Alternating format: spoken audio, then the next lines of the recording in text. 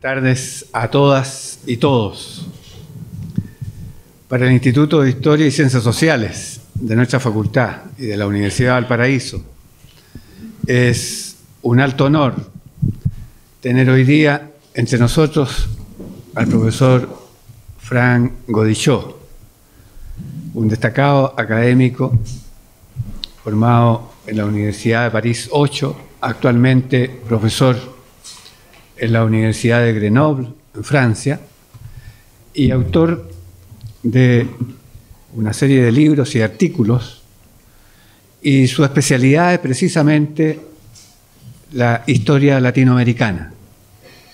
Y para nosotros es un privilegio tenerlo en este momento para ofrecernos esta charla, esta conferencia y esta conversación. Y a su vez nuestro propósito es poder tenerlo también en el segundo semestre en alguna actividad docente en nuestro instituto. Así es que eso es como una noticia en la que estamos trabajando y es nuestro propósito poder lograrlo. En este momento no me cabe más que dejar con ustedes al profesor Franck Godichot. Tengo mi papel acá. Listo.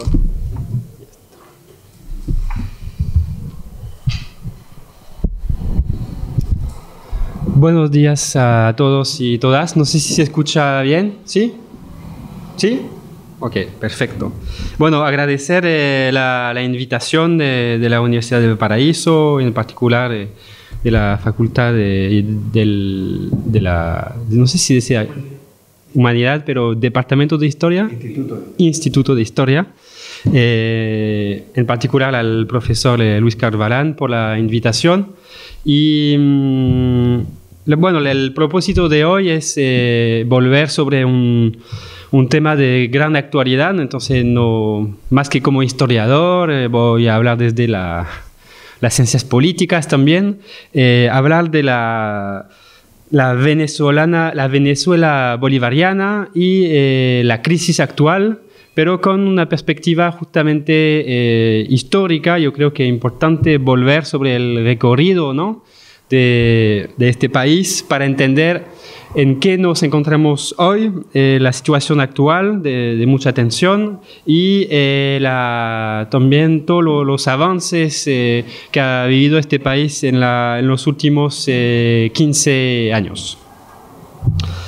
Bueno, personalmente yo hace años que trabajo sobre Chile, el movimiento obrero y social chileno, pero también trabajando la perspectiva latinoamericana, movimientos sociales y izquierdas en América Latina. Aquí hay un librito colectivo que se sacó en Chile que se llama El Volcán Latinoamericano. Venezuela es un país clave, ¿no?, del ajedrez latinoamericano actual, del panorama del llamado giro a las izquierdas, aunque ese término podríamos discutirlo bastante, y por lo menos de esta inflexión regional que ha vivido el continente. Y entonces un tema que también estoy trabajando desde hace algún tiempo. He ido aquí en terreno, yo creo, para también entender el proceso bolivariano. Es bastante difícil entenderlo con una total exterioridad. Hay que ir a los barrios, ir a Caracas, ir en el interior del país para entender realmente lo que pasa ahí, hablar con la gente. Bueno, yo he tenido la oportunidad en los últimos años de ir 4 veces, la última vez como observador del proceso electoral de la última elección de Hugo Chávez. Y bueno, voy a intentar hablar tanto de mi experiencia como de los análisis existentes sobre el proceso, como se llama la revolución bolivariana. A ver, son las 12, casi 20. Tenemos hasta... Ya. Bueno, lo que propongo, vamos a dejar entrar a la gente. Bueno, primero decir que yo no voy a tener, yo creo imposible tener una visión supuestamente neutra sobre lo que pasa en Venezuela. Hay que explicar lo que pasa, apoyarse en documentos, a explicarlo de manera seria, crítica, distanciada, pero también es necesario tomar posición en algún momento. Entonces también sería una oportunidad para abrir el debate después con la sala. Yo me imagino que habrá debate. El tema de Venezuela es un tema de muchos debates y hay que debatir sobre Venezuela. Es esencial para entender la América Latina actual. La idea era articular mi propósito en algunos puntos. Primero, hacer como un breve recorrido histórico sintético. Después explica las diferentes etapas del proceso bolivariano, de estos 16 años de revolución bolivariana. Tercero, insistir sobre, tener una reflexión sobre en qué estamos hoy, las tensiones, contradicciones del proceso. Y después terminar sobre la crisis actual y las perspectivas, haciendo un pequeño balance para abrir el debate. Ya lo dije, pero hay que insistir, Venezuela es una pieza clave de la América Latina actual. Es muy difícil entender la coyuntura regional si no se entiende lo que se está jugando en Venezuela. Yo no sé si es el caso aquí, pero por ejemplo yo veo en Europa, en Francia, hasta hace 15 años no había estudios sobre Venezuela casi. Pero muy pocos. La gente no conocía Venezuela, hablando de la gente que trabaja sobre América Latina. Trabajaba muy poco Venezuela, se conocía poco, y en los últimos 10 años hay una cantidad de trabajo, doctorado sobre Venezuela, que es también una demostración del papel que ha jugado ese país en el escenario geopolítico latinoamericano. Supo incidir de manera muy importante en las discusiones del continente, por supuesto, en particular a través del empuje integracionista que ha facilitado el gobierno venezolano.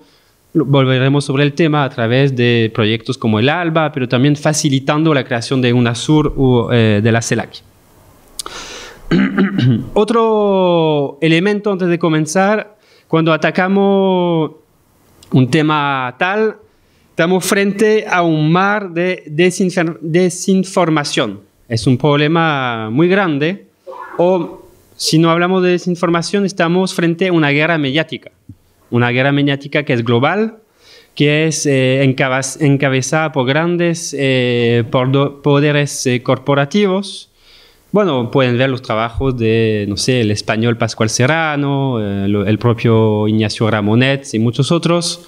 Es decir, Venezuela es un tema de conflicto político, social, de polarización incluso, pero también en términos mediáticos estamos realmente hay una guerra mediática que enfrenta el proceso venezolano con mucha desinformación, incluso sin ser alguien que no es partidario del gobierno, de Hugo Chávez o del proceso. Es muy difícil que tenga acceso a una información más o menos contrastada sobre Venezuela, porque realmente los grandes medios desinforman sobre el tema, y es el caso también en Chile. Entonces, eso podría ser un tema incluso de estudio como tal. De hecho, hay doctorados que se están haciendo sobre el proceso bolivariano y los medios de comunicación, y es realmente un tema, yo creo, bien importante de subrayar. Por ejemplo, Mario Vargas Llosa, que todos conocen, que es una figura literaria, un gigante literario y también una figura del pensamiento conservador o neoliberal latinoamericano. El 26 de abril en el periódico El País, uno de los periódicos diarios que realmente siempre ha sido la punta avanzada, ¿no? contra la desinformación sobre Venezuela, escribía Vargas Llosa: lo que es triste, aunque no es sorprendente, es la soledad en que los valientes venezolanos que ocupan las trincheras de la libertad están luchando por salvar a su país y a toda América Latina de una nueva satrapía comunista. Y después terminaba el artículo diciendo que el gobierno era un régimen dictatorial que se orientaba a un modelo de tipo Corea del Norte. Eso en el principal diario español, pero también que tiene mucho impacto, ¿no?, en América Latina. Este tipo de declaraciones las podemos encontrar en todos los medios, la comparación castrocomunismo, dictadura, etcétera, sobre Venezuela. Entonces yo digo, para empezar y atacar el tema, vamos a hacer un breve ejercicio de contrainformación con un breve video que va a decir exactamente el contrario de lo que nos está diciendo Vargas Llosa, y en base a eso voy a intentar explicar más en detalle el proceso. Este video yo lo elegí porque es una chilena que vive en Venezuela. Como lo van a ver, es claramente partidaria del gobierno venezolano, pero al mismo tiempo intento hacer un pequeño video para los chilenos para explicar un poco lo que está pasando en Venezuela. Entonces me pareció interesante, dura 10 minutos, es como un poco de contrainformación frente a una información que es muy unilateral, digamos. Perdón, ¿de qué fecha es? De hace menos de un mes.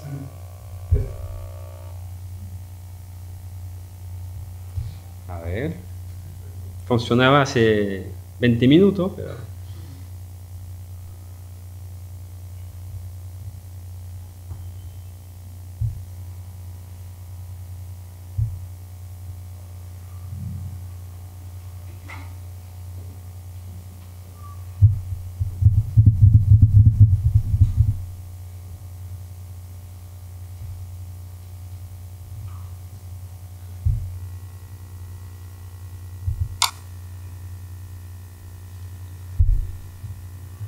Era una pequeña introducción, algunos tal vez me van a decir que era una introducción de propaganda bolivariana, pero por lo menos permite tener una contrainformación frente a un mar de una información que a menudo es muy unilateral.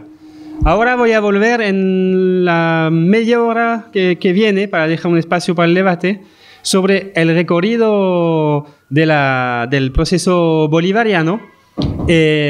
Pasaré rápidamente sobre la historia para concentrarme en los últimos 15 años. Bueno, primer punto, ese pequeño recorrido histórico de la Venezuela saudita, como lo dicen algunos sociólogos venezolanos. Evidentemente, entender Venezuela es entender la instalación de una economía petrodependiente y rentista que ha moldeado toda la historia del siglo XX en Venezuela. Desde los años 1908 y un poco antes, cuando se descubren pozos petroleros y cuando los Estados Unidos también se dan cuenta de la inmensa reserva que hay en ese territorio. Es un tema evidentemente central. Podríamos... incluso volver atrás, ir a buscar figuras que todavía tienen un eco muy importante en el proceso. Evidentemente, Simón Bolívar, por ejemplo, que va a ser uno de los héroes de la patria como libertador, por su visión de una América Latina integrada, sin Estados Unidos, su visión unionista, como se decía. Pero no voy a tener tiempo de hacerlo aquí. Esos son... temas que me imagino conocen más o menos como historiadores y estudiantes de historia. Entonces, concentrémonos en el siglo XX y recordando algunas fechas clave o acontecimientos clave. Bueno, lo dije, finales del siglo XIX, principios del siglo XX, el petróleo y la llegada de inversores estadounidenses que van a moldear la economía local. Antes Venezuela era una colonia muy marginal, ¿no?, del reino de España. No era central dentro del intercambio de mercancía. Con esa incorporación de Venezuela a esa globalización bajo tutela de Estados Unidos, digamos que Venezuela entra en un nuevo ciclo político, económico, que va a ser muy dependiente, tanto en el plano político, militar como económico, de Estados Unidos y de lo que va a ser en varios casos, en varios momentos, una verdadera tutela sobre el país. Recordemos, por ejemplo, la feroz dictadura de Vicente Gómez durante 27 años, directamente controlado por Estados Unidos al principio del siglo XX. El desarrollo de la extracción petrolera se hace directamente gracias a capitales de Estados Unidos. Y bueno, una historia de imposición militar y de mucha represión durante esta primera mitad del siglo XX. 48, 58, la dictadura de Pérez Jiménez, también de nuevo apoyada por Estados Unidos. 10 años de nuevo de mucha represión, de muchas resistencias también, incluso de resistencias político-militares. Hay un sector del Partido Comunista venezolano que rompe y que emprende una resistencia de guerrilla. Y 58, la transición democrática en Venezuela, una transición pactada. Bueno, Chile sabe lo que es una transición pactada a la democracia, pero ahora en Venezuela estamos hablando del año 58, es decir, una transición muy temprana, si se quiere hablar así, en el cual se va a instalar un sistema político realmente completamente pactado, donde las dos principales fuerzas del país, COPEI y Acción Democrática, los socialcristianos, la democracia cristiana local, si quieren, y los socialdemócratas, deciden un reparto amigable del poder y un recambio regular de estos partidos a la cabeza del país, pero también a nivel medio y bajo de la institucionalidad, alcaldías, gobernaciones. Realmente hay un pacto en el nombre de la estabilidad democrática que va a durar 40 años.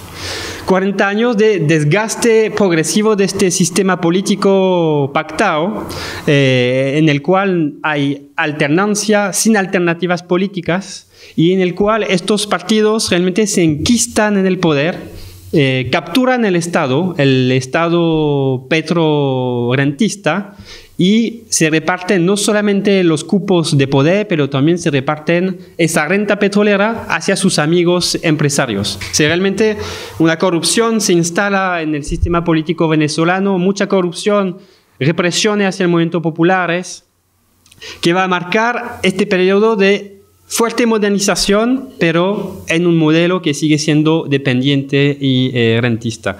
De ahí nace el mito de la Venezuela saudita, ¿no? Como lo dicen algunos.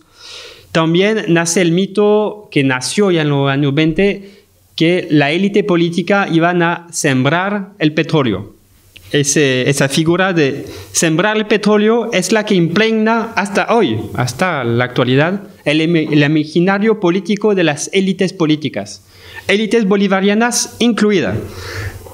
Esa idea que gracias a la renta se va a sembrar el petróleo y por fin modernizar y industrializar un país que es sumamente dependiente, que es una economía de enclave en realidad, que es completamente dependiente del exterior. Un desarrollo que se hace desde la exterioridad y sin desarrollo endógeno. Bueno, paso muy rápidamente todo eso. En el video, por ejemplo, la periodista dice Hugo Chávez nacionalizó el petróleo. Es falso. El petróleo en Venezuela se nacionaliza el año 76. La gran empresa PDVSA es creada en el año 76 y la nacionalización es del año 76. Lo que sí va a haber es un creciente proceso de captura de esta empresa dirigida por una pequeña meritocracia burocrática que negocia con los Estados Unidos el destino de esta renta. Perdón. Pero formalmente la nacionalización es del año 76, no de los años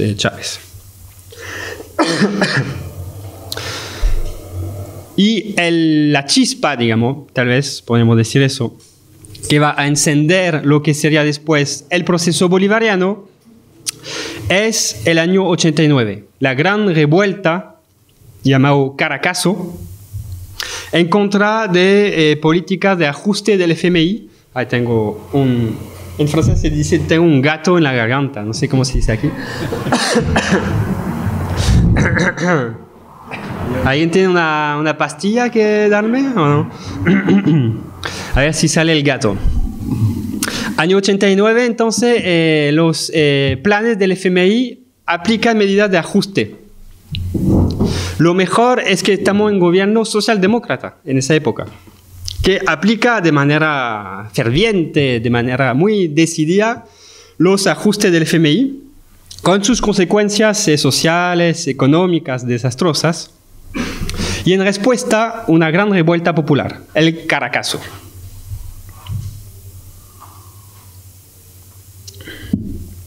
Esta revuelta popular es una revuelta, explosiva, una insurrección, digamos, de las ciudades, más, la parte de las ciudades más pobres, que bajan en el centro de Caracas a saquear en contra de los precios altos y de los ajustes. La represión es feroz y significa... hay un debate entre historiadores, pero entre 1.000 y 3.000 muertos. Es decir, el gobierno socialdemócrata de la época no solo aplica la medida de FMI, pero también masacra a su pueblo, con en pocos días entre 1.000 y 3.000 muertos. Para muchos, el punto de arranque del proceso bolivariano es esa fecha, 89, lo que Roland Denis llama la fábrica de la rebelión. Esta fecha es clave.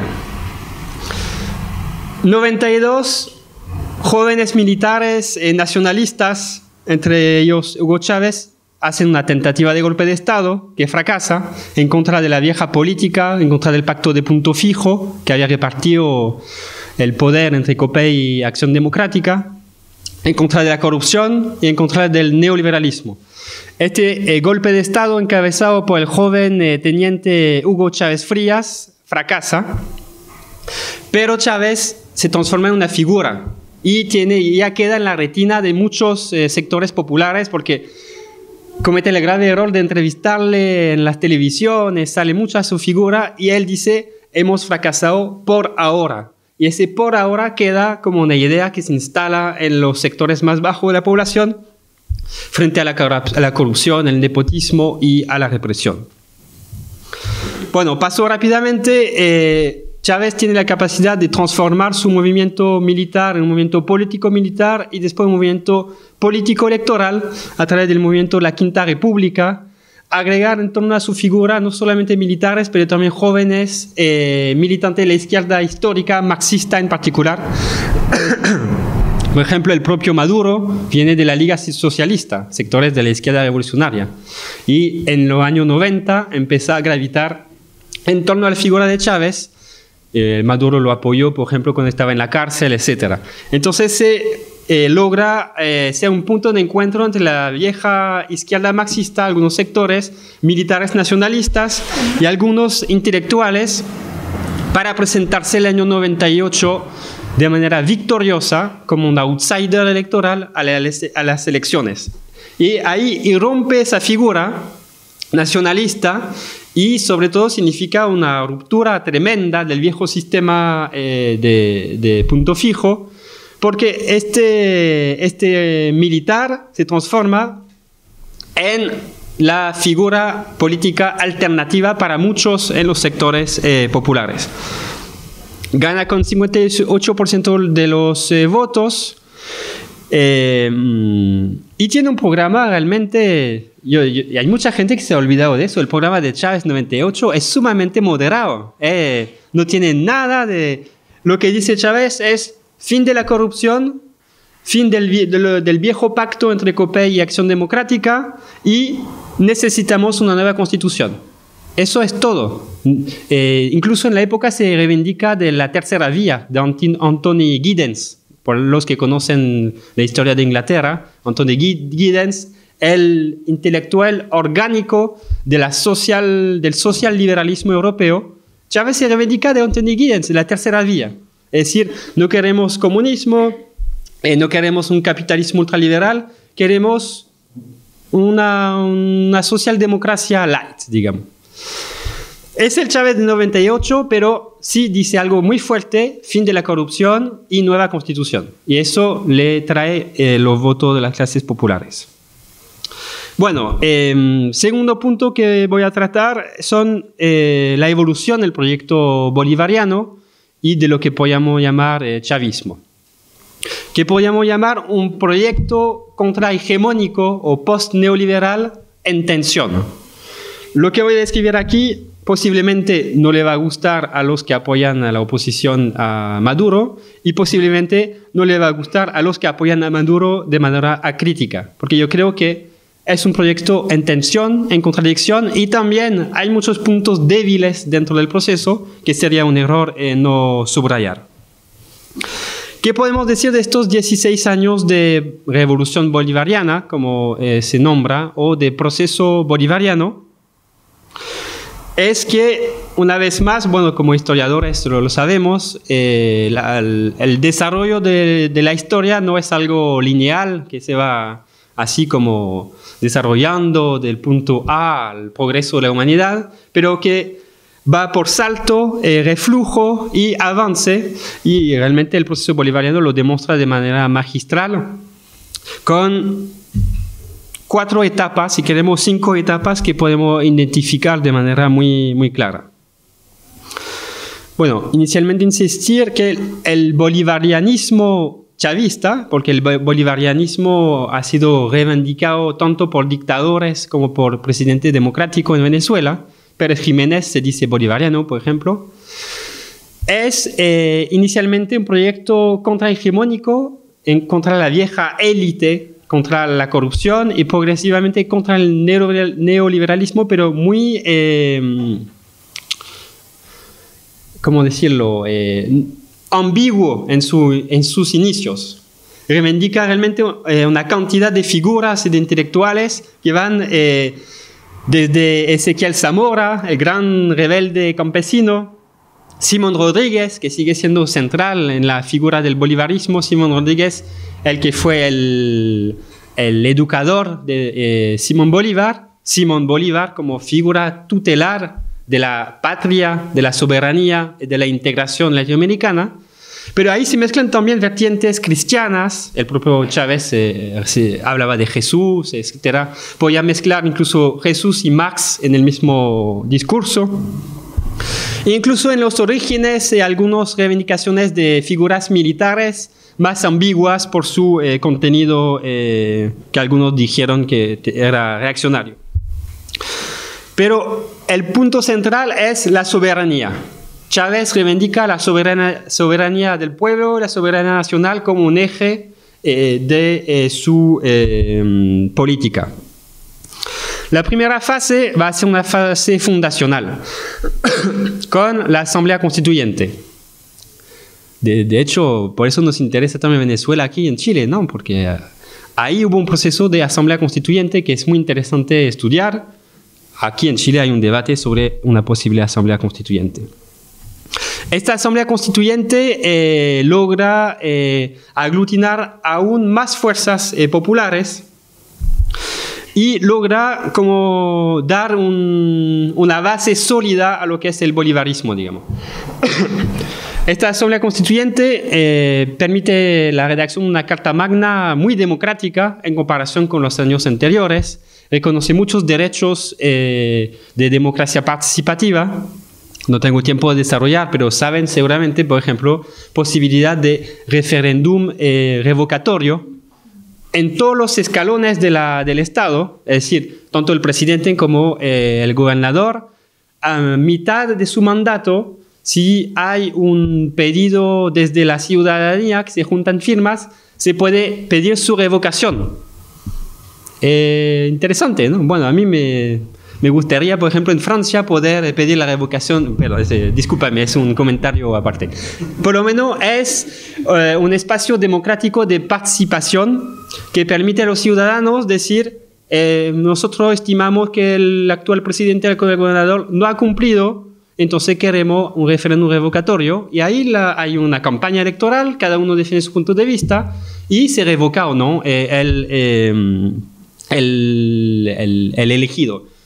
El propio Hugo Chávez pasó por un referéndum revocatorio que ganó de manera muy holgada, de hecho.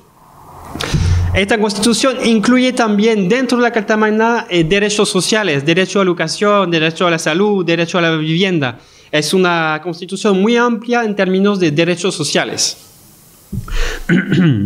Y este primer paso le permite un arranque al proceso bolivariano, en términos electorales por lo menos, que es impresionante. Es decir, el proceso bolivariano, el chavismo, ha ganado 18 elecciones de 19 en 15 años. 18 elecciones nacionales, que sean presidenciales, a gobernadores, a municipales.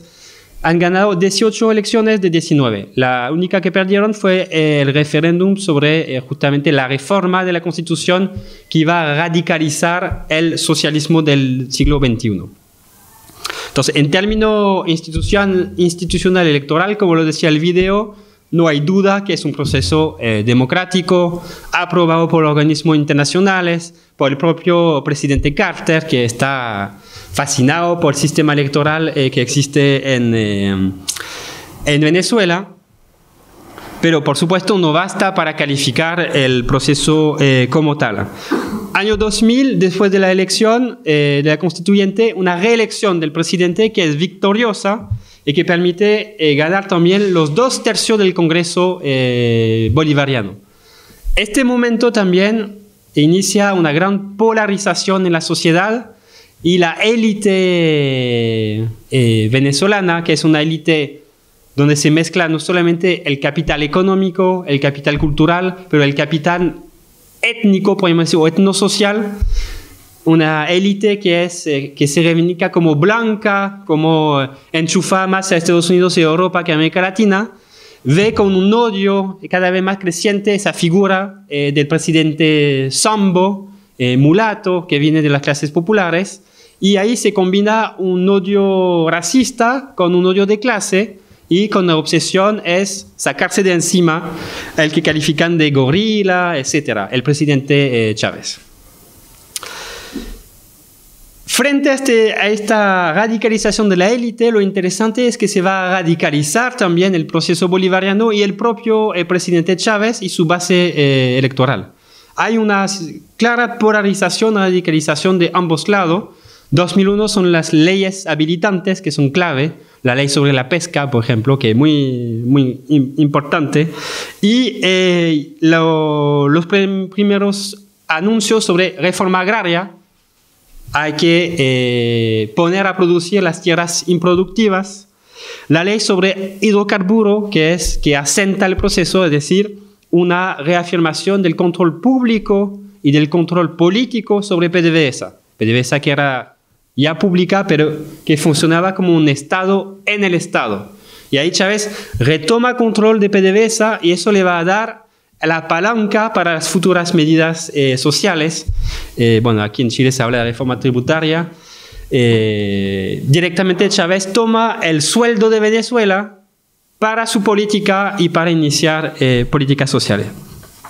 Eso abre la segunda etapa del proceso. Yo creo que voy a resumir. Pero en esta segunda etapa, que va hasta el año 2003, digamos, hay una lucha interna al proceso, una lucha por el control del Estado. Por cierto, el chavismo ganó electoralmente el gobierno, pero no ganó el Estado. Y eso lo sabemos muy bien, incluso en Chile se sabe perfectamente que las izquierdas, una fuerza política puede ganar el gobierno, pero no significa en ningún caso el control del Estado y menos aún el control del poder. El poder está en otros lados muy a menudo. El poder corporativo económico, el poder mediático, el poder judicial, el poder militar. En ese momento inicial Chávez tiene un control de las Fuerzas Armadas, algo central, por cierto, como ex militar. Tiene control del poder ejecutivo, el gobierno, control de la mayoría del poder legislativo, pero no controla en ningún caso ni el poder económico, menos aún el poder mediático, y en el poder judicial tiene muchos enemigos. Entonces hay una lucha de varios años por el control del Estado. Chávez enfrenta un poder mediático que es tremendo, y porque hay una fusión entre corporaciones económicas y poder mediático. Por ejemplo, la familia Cisneros que vimos. Los Cisneros son un adversario tremendo al proceso bolivariano y son los que controlan la principal prensa escrita y los grandes medios de comunicación. Por supuesto, en Chile en los 70 han conocido eso a través del Mercurio, de los Edwards. En Venezuela es un tiempo de globalización neoliberal, donde el poder corporativo es más aún grande, ¿no? El Cisneros son los Edwards del siglo XXI en Venezuela, si quieren. Pero con más poder aún, porque tienen control de canales de televisión, los principales del país. Y esas familias oligárquicas están directamente conectadas con Washington y con la Embajada de Estados Unidos. O sea, ahí se enfrentan realmente a un poder que es interno, pero también externo. Y eso ya ni es tema de debate, es decir, tenemos los archivos parcialmente desclasificados sobre la injerencia de la CIA, de la Embajada de Estados Unidos en estos años 2000 para intentar desestabilizar el gobierno de Venezuela. Resumo, 2002, abril, saben, tentativa de golpe de Estado, apoyada directamente, y eso ha sido reivindicado incluso por la CIA y la Embajada de Estados Unidos, logran sacar a Hugo Chávez del Palacio de Miraflores, pero se encuentran con un hueso duro de roer. Las Fuerzas Armadas no se rompen. Hay un pequeño sector que apoya, pero como institución se oponen al golpe de Estado. Y elemento crucial, movilización popular desde los ranchos, desde las poblaciones pobres de Caracas, que bajan al centro y apoyan a los militares constitucionalistas. Entonces, es un golpe de Estado que duró 2 días, en el cual la oligarquía venezolana, en un gesto yo encuentro magnífico, pone como presidente a Carmona siendo el patrón de los patrones. O sea, en ese momento hay una clarificación del conflicto de clase en Venezuela que es tal que en vez de buscar un político y ponerlo a la cabeza del gobierno de facto, eligen a Carmona y lo autoproclaman presidente de Venezuela. O sea, es como tiene el patrón de los patrones del sindicato patronal autoproclamado presidente de Venezuela. Este golpe es impedido por la movilización popular y por el constitucionalismo de las Fuerzas Armadas. Y esta victoria, Chávez vuelve, pero los sectores de oposición no se rinden y abren de manera muy inteligente, como se hizo aquí en octubre de 72 en Venezuela, un boicot económico y patronal, que se llama paro petrolero. La complejidad en Venezuela es que la principal central sindical, la CTV, es, todavía hoy, una central completamente corrupta. Sus dirigentes andan en autos con chofer, muchos tienen propiedades en Miami, que vivía del goteo del PDVSA. Entonces ahora es una camarilla completamente corrupta que apoyó al golpe de Estado y en un segundo momento, a principios de 2003, apoyan al paro petrolero. Bueno, todos conocen la historia aquí de octubre 72, ¿no? En Chile hay una figura un poco paralela. Intentar lo que no se logró por la desestabilización política, por la desestabilización económica. Y durante este paro petrolero, la economía venezolana va a perder decenas de millones de dólares. Es un golpe muy duro al gobierno, por cierto, pero que no logra tumbarlo. Y en base a esta doble victoria, golpe de Estado, paro petrolero, hay una el término no es muy lindo, pero entre muchas comillas, una limpieza, si quieren, de los cuadros de PDVSA que apoyaron al golpe.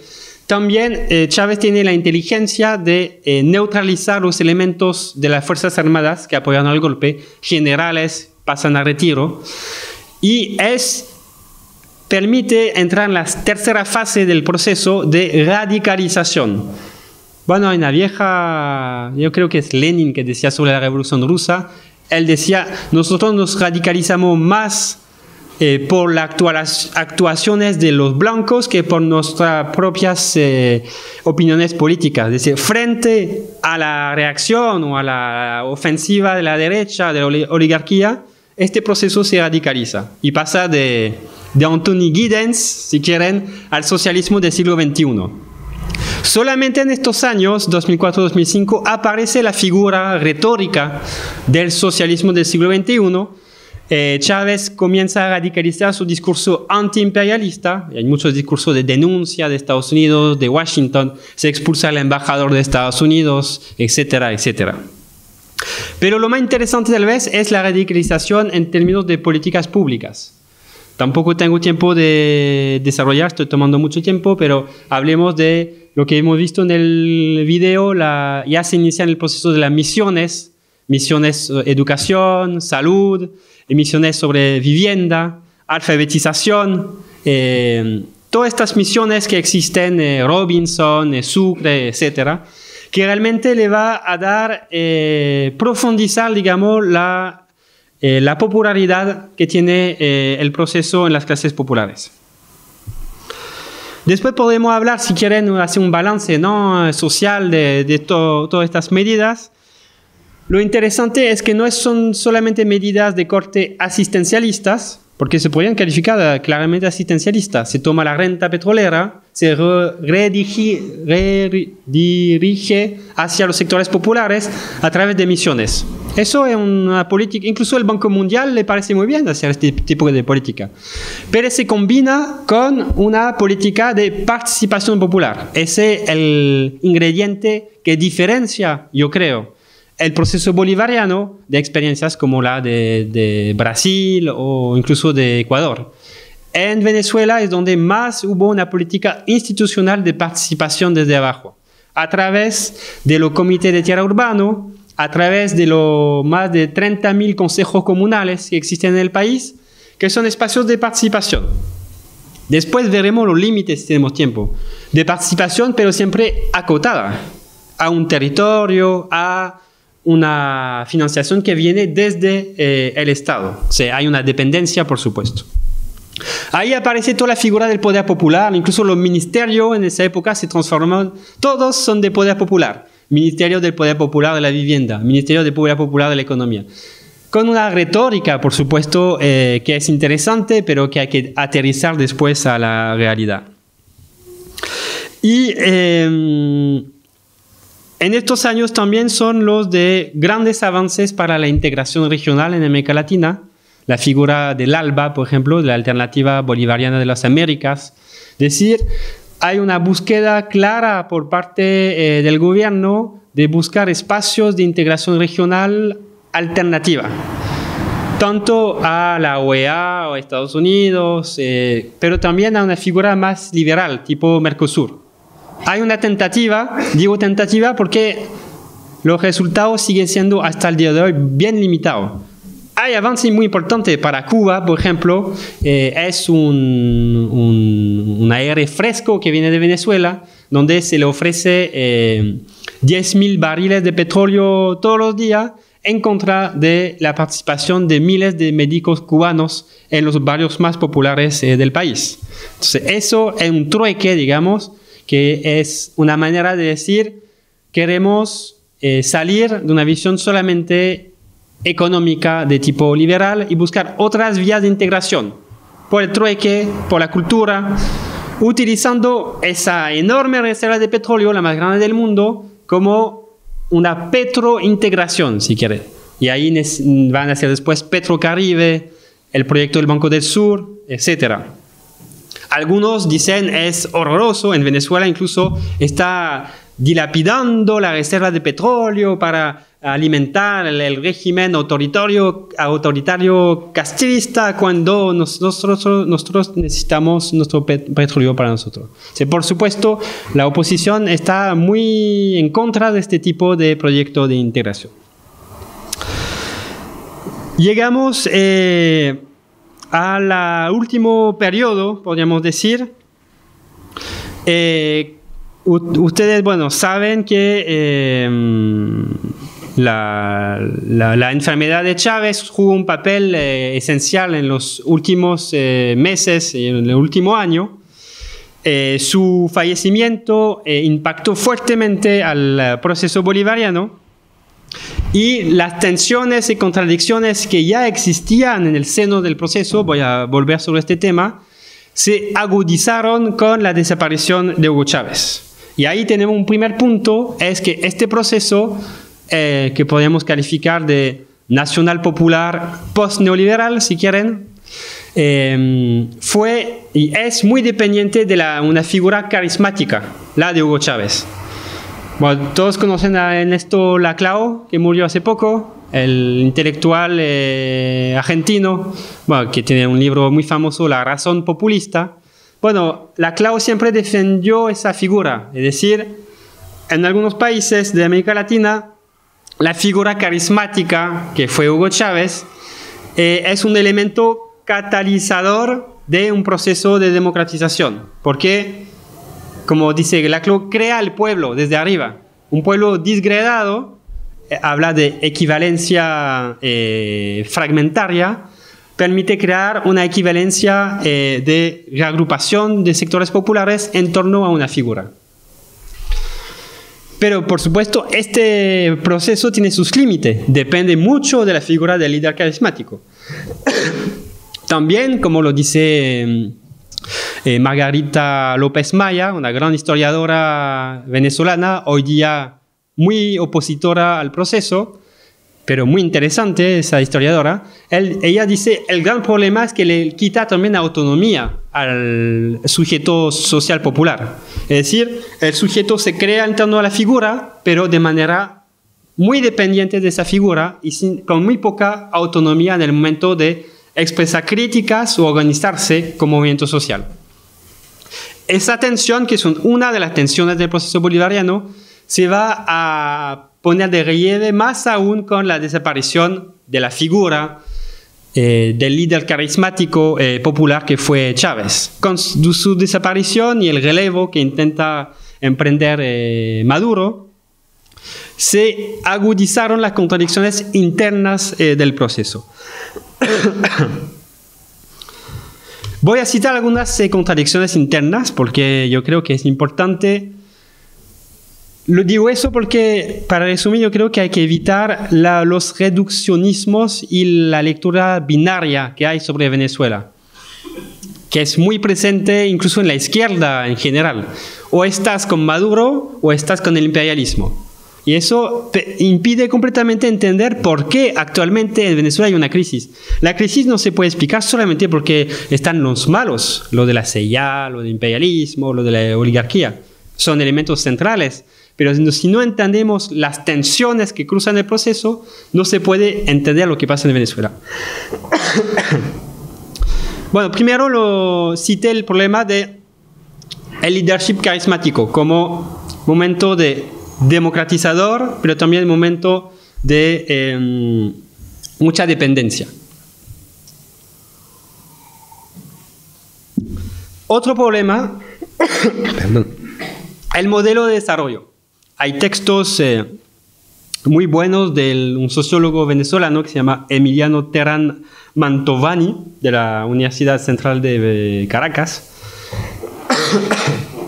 Él dice, y es además un apoyo al proceso, pero es crítico también. ¿Cómo vamos a crear este famoso desarrollo endógeno? ¿Cómo vamos a sembrar el petróleo si seguimos dependientes de un Estado completamente rentista que depende de esa maldición petrolera?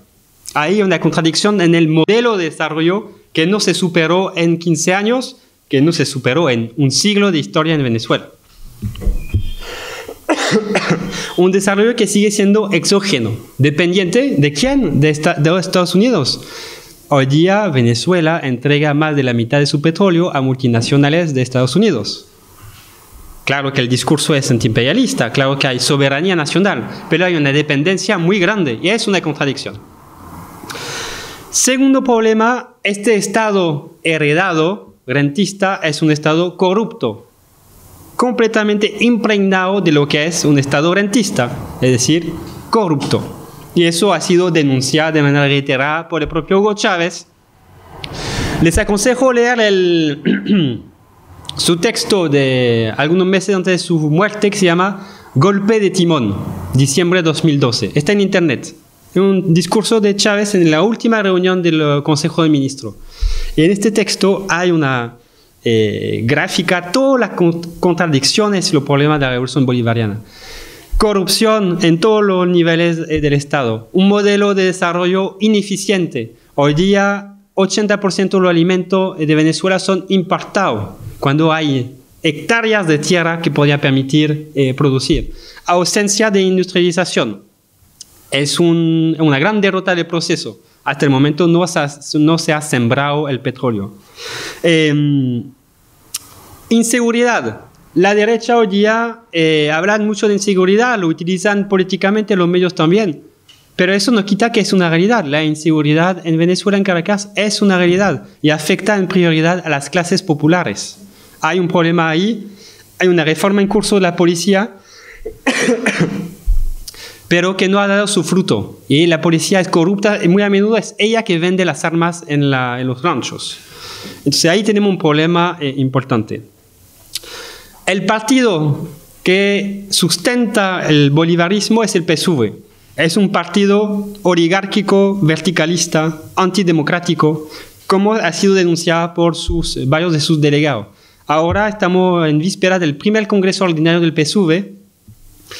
Los delegados en parte son nombrados a dedo por la actual dirección del Partido Socialista Venezolano. Entonces eso impide también la expresión de las críticas dentro del proceso.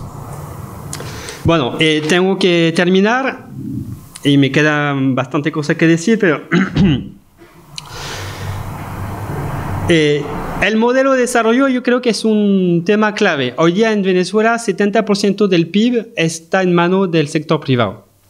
Es decir, más que antes de la llegada de Chávez, era alrededor del 66% del PIB. Por supuesto, hubo mucho crecimiento en esos años, gracias a la política económica. Pero los sectores, la burguesía nacional, tiene todavía el poder económico en sus manos.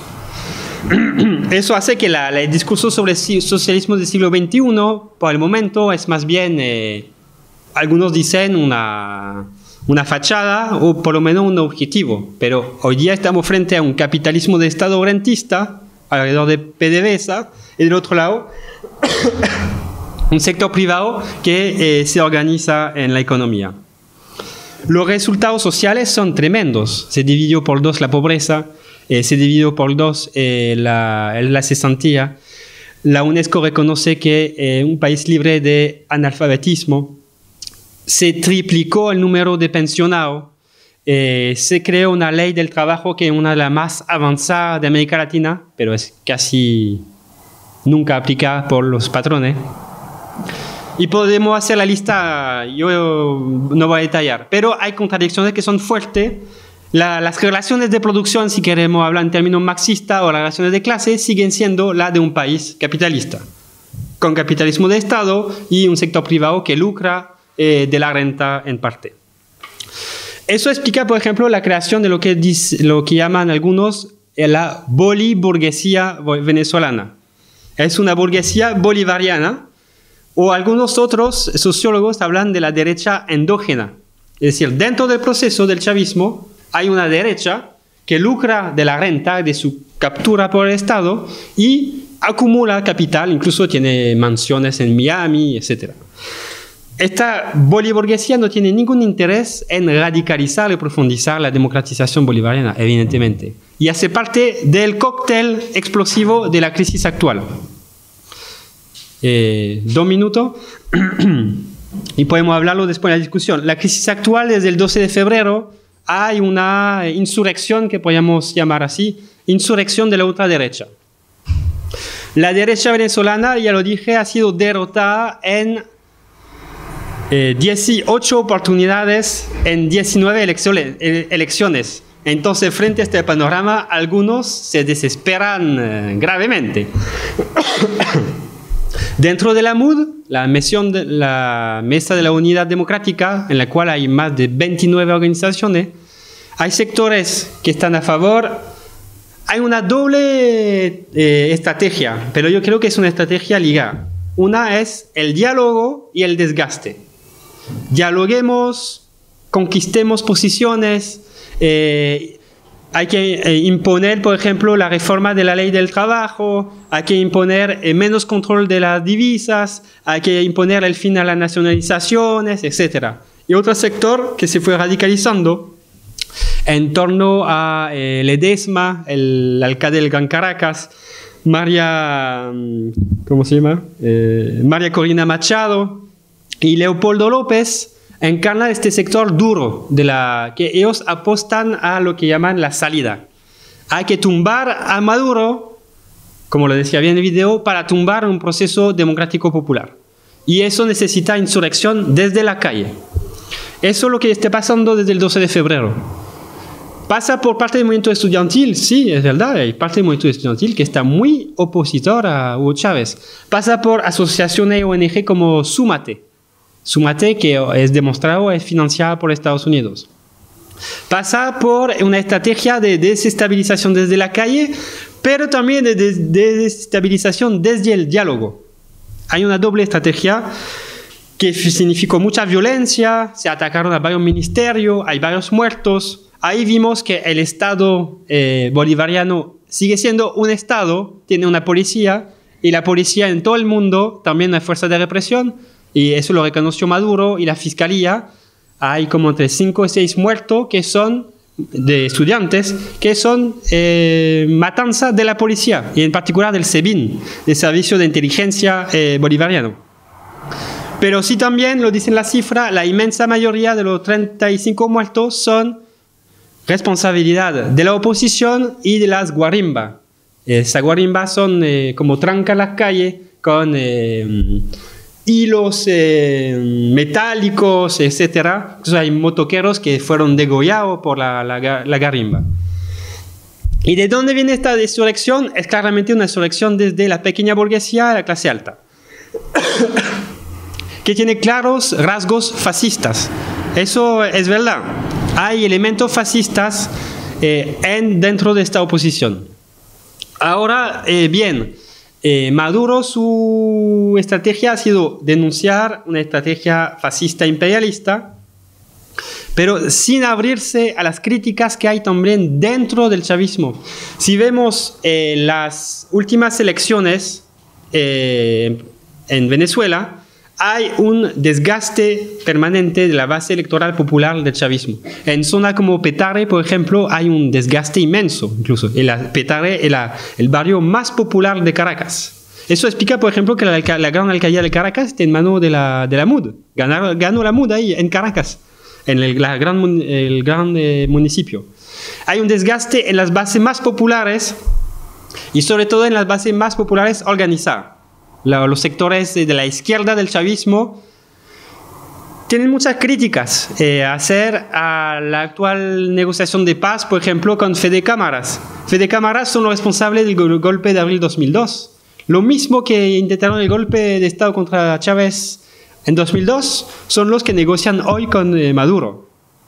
Los 12 puntos de Mendoza, la figura de los patrones de la Polar en Venezuela, los 12 puntos es el programa neoliberal de la oposición que está negociando actualmente en la mesa de paz. O sea, algunos sectores dicen sí a la paz, sí al fin de la violencia, pero también negociemos con los sectores populares organizados, con la izquierda chavista, con los que quieren profundizar el proceso. En conclusión, un proceso complejo, democrático, popular, post-neoliberal, cruzado de tensiones y contradicciones, como lo dice Edgardo Lander, uno de los mejores, yo creo, analistas sobre el proceso, sociólogo, es un nacionalismo radical que está bajo presión imperial, claramente, bajo presión de una oligarquía muy dura, pero también bajo presión de un pueblo que se fue organizando y que reclama la profundización del proceso. Bueno, muchas gracias.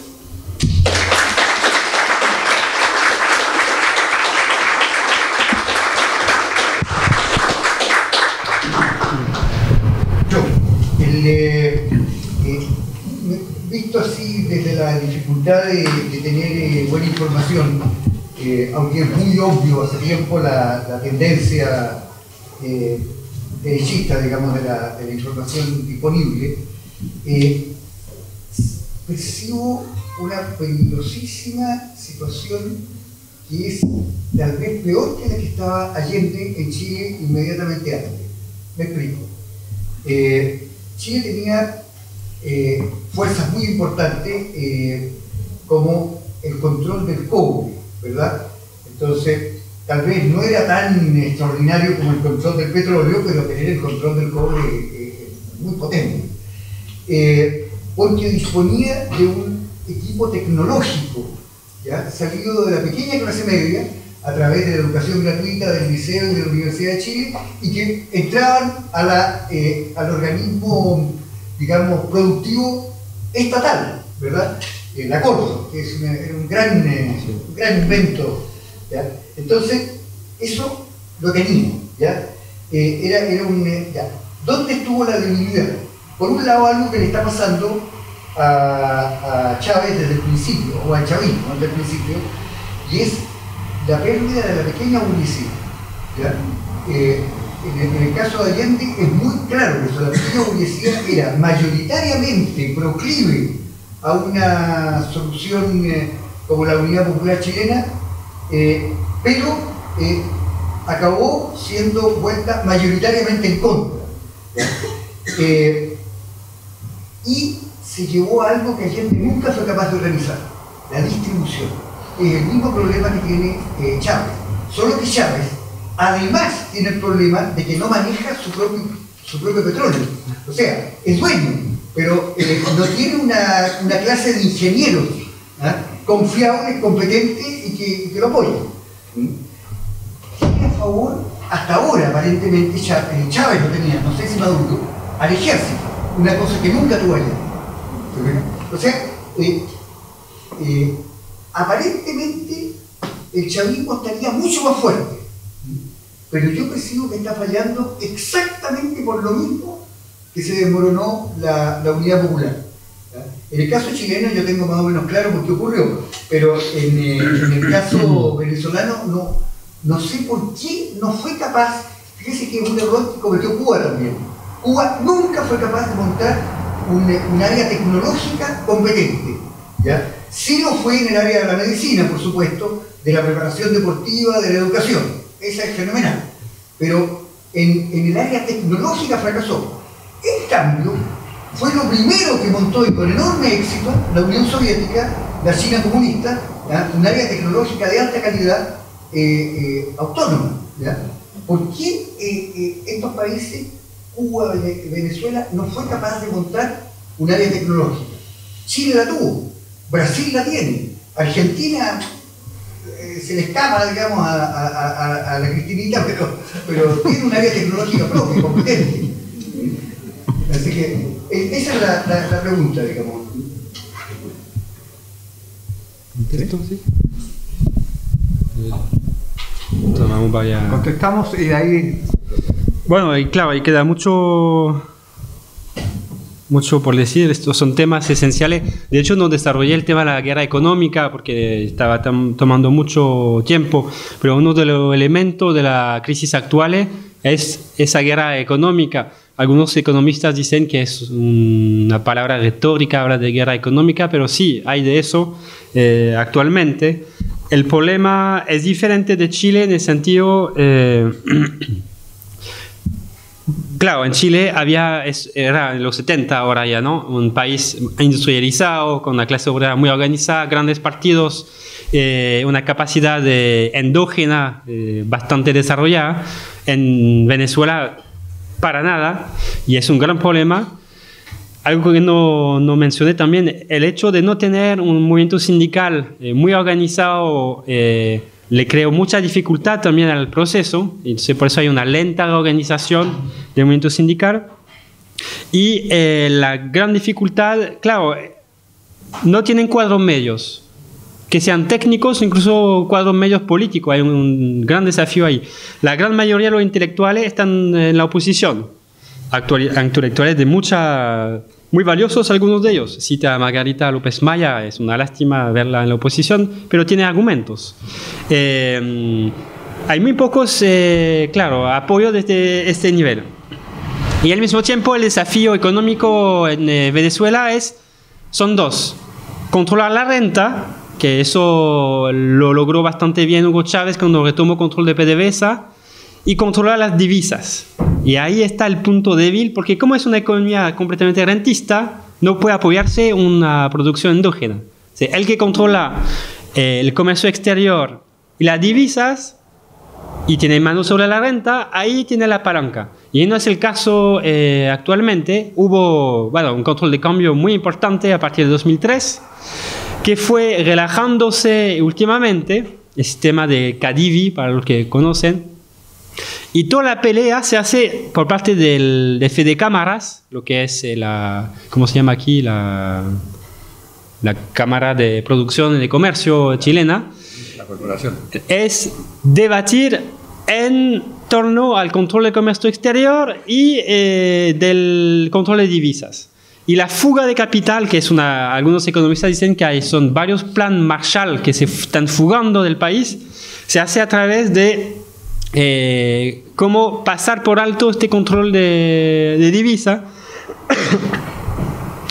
a través de una figura de sobrefacturación. Ahí es una figura compleja, porque los empresarios, como hay control de divisa, tienen que declarar lo que van a importar, presentar factura, y en realidad sobrefacturan gracias al apoyo de amiguitos en Estados Unidos, pero amiguitos dentro de la administración gubernamental, y ahí pueden capturar divisas más de lo que en realidad facturan. Y también el desabastecimiento es otro efecto colateral de esta situación. Es un desabastecimiento que es creado de manera intencional, pero también que es producto de una muy mala organización en la distribución. Claro, los mercados son un avance importante, es decir, estos mercados subvencionados para los más pobres son un avance importante, pero todavía el gobierno no controla la distribución. Oficialmente, según el Banco Central de Venezuela, 28% de los productos se encuentran en una situación de desabastecimiento hoy, casi 30% de los productos. Y al mismo tiempo importan 80% de los alimentos. O sea, ahí la situación es muy, muy compleja y explosiva en términos políticos. Por eso que la clase media, en su mayoría, está en la oposición. Es cierto que Allende también perdió la clase media a través del tema del abastecimiento, en parte. Lo que sí, en Venezuela tenemos una clase media bastante reducida y ya apenas es alta, se encuentra en Plaza Altamira para arriba, en Chacao, y son bastiones de la insurrección actual. Sus hijos están en la calle lanzando Molotov, quemando a ministerios, etc. Pero hay un grave problema de gestión económica por parte del gobierno. Hay que leer los textos de Manuel Sutherland, el economista marxista venezolano. Él hace una descripción de la economía. Dice, este gobierno no tiene ni idea de lo que es una gestión económica. Él propone retomar el control del comercio exterior, tener un control, una centralización de las divisas, de los dólares, no es el caso hoy día. Combatir el doble sistema, el dólar oficial y el dólar negro. Hubo política de Maduro hace poco sobre la ley de precios justos que permitió incluso ganar popularidad. Pero últimamente lo que se negocia en la mesa de diálogo es justamente revertir esa ley de precio justo. Porque la oposición sabe muy bien lo que hay que revertir, lo saben perfectamente. Tienen un plan en 12 puntos. muy claro. Y el problema es que por el momento la negociación se orienta más hacia una conciliación en este sentido que hacia lo que dice Sutherland, retomar control del comercio exterior, de la divisa y empezar a darle duro a los que crean mercado negro. No sé si contesté. Sí. Y en las Fuerzas Armadas, sí, es cierto, todavía la institución es fiel al gobierno. No sé si han visto, la semana pasada arrestaron a 3 generales justamente por conspirar en contra del gobierno y no hubo movimiento en las Fuerzas Armadas. Y cuando se arresta a 3 generales, es decir, la institución sigue el gobierno. Muy bien. José Ignacio. Bueno, profesor, una de las primeras ideas que estableciste al inicio tiene que ver con el problema de la resolución del poder, que ya no está resuelto el problema del poder, no obstante el chavismo hoy día representado en el proceso bolivariano por Maduro está en el gobierno.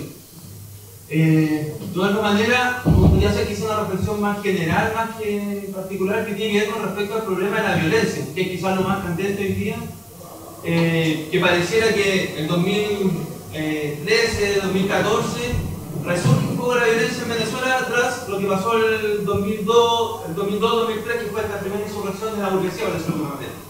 Ahora bien, la misma Margarita López Maya, que tú hacías referencia, ella trata de hacer en algunos estudios como una permanente y constante acción beligerante dentro de la sociedad venezolana, manifestada en distintos elementos.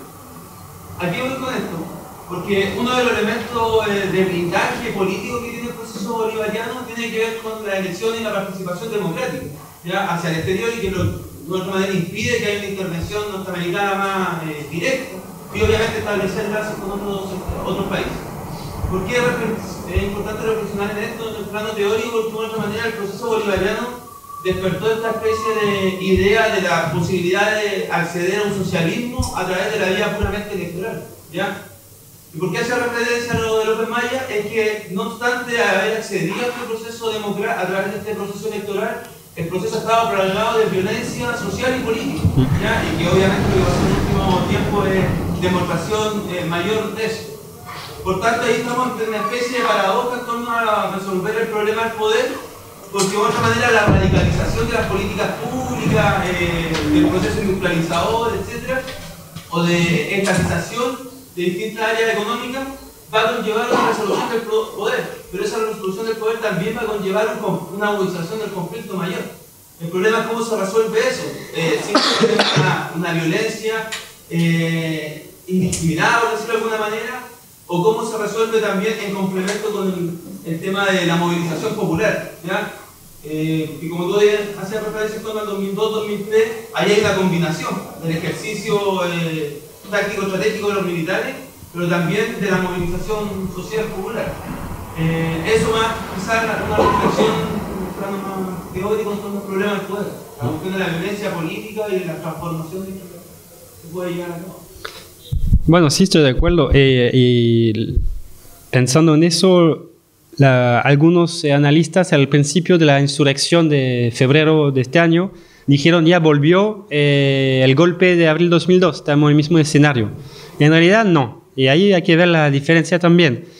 Primero, bueno, ya se confirma que las Fuerzas Armadas no se prestan hasta el momento por un golpe de Estado.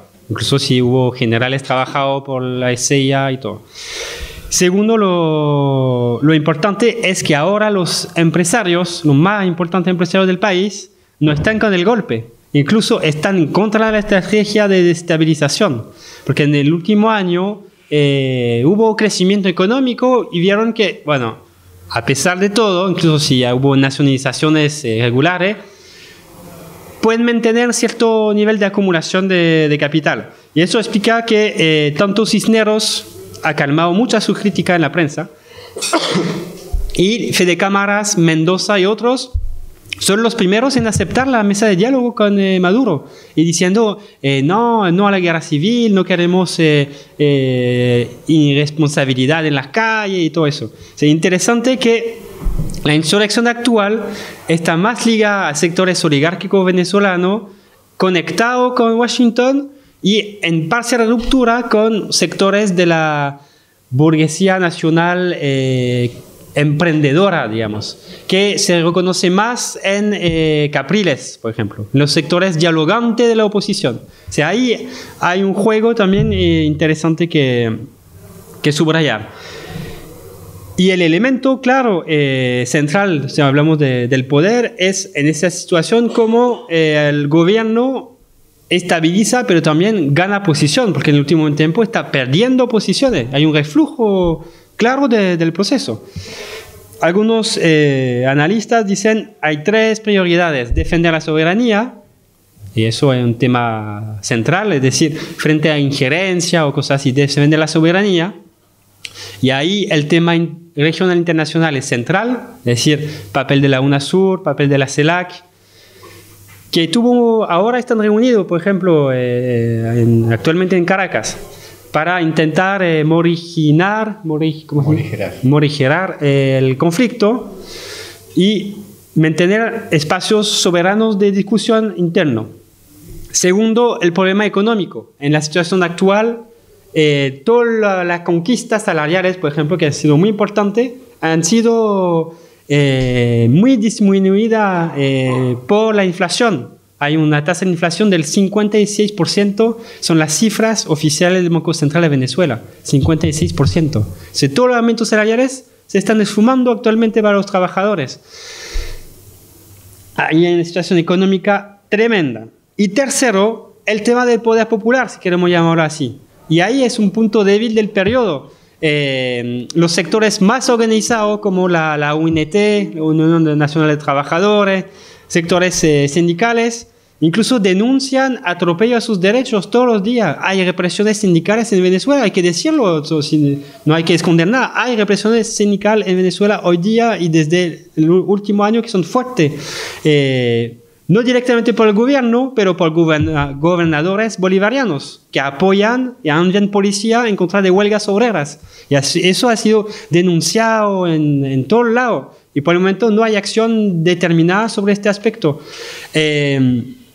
Las experiencias de empresas sociales. Hay trabajos de Marta Hanecker, Lebovitz, Víctor Álvarez, el economista venezolano, sobre la experiencia de empresas sociales y cooperativas. Bueno, todos los balances son bastante encontrados e incluso negativos. No se ha logrado realmente instalar esta figura que era un poco la luz del proceso, cómo hacer empresas de otra manera, cómo crear control obrero en SIDOR, en otras empresas. Más bien se recuperó formas burocráticas, se reprimió los sectores más radicales, etc. Entonces ahí hay o la figura de la comuna, sí, el plan Patria, ¿no? de Chávez, 2013-2019, es extender la figura del Consejo Comunal a una escala territorial mayor y terminar por crear, es una contradicción de los términos, creo yo, un Estado comunal. Es decir, una figura muy democrática que parte desde abajo hacia arriba. Por el momento no se ha concretizado esa figura. Y sabiendo que pasando por ahí, ese empoderamiento desde abajo, que se puede profundizar la conquista del proceso y quitarle justamente la margen de maniobra a una oposición cada vez más... bueno, eso claramente hay sectores que son fascistas dentro de la oposición. Y yo creo que ahí hay un límite también en la figura que era antes Chávez pueblo, ahora Maduro pueblo. Claro, es esa unanimidad que permite crear soberanía, no acepta las críticas desde la base. Y eso en este momento es un gran problema porque esa expresión del chavismo crítico, de sectores como Marea Socialista y otros, ellos no están en contra del proceso, quieren aportar y profundizar el proceso. Pero cada vez que plantean crítica son marginados por el PSUV o porque la prioridad es la soberanía. Pero la soberanía al mismo tiempo se puede conquistar solamente si se refuerza la forma de poder popular. O sea, ahí hay un nudo. Creo. Muy bien. Si no hay más preguntas, agradecemos muy sinceramente. Pero estoy muy decepcionado. No hay antichavista en la sala o qué sé yo, o alguien que quiera pelear. No, bueno. Agradecemos.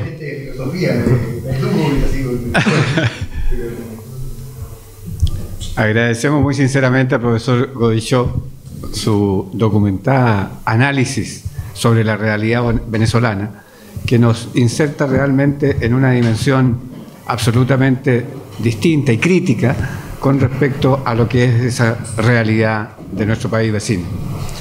Agradecemos a nombre del Instituto de Historia y Ciencias Sociales su participación y muchas gracias, y queremos tenerlo en una oportunidad nueva.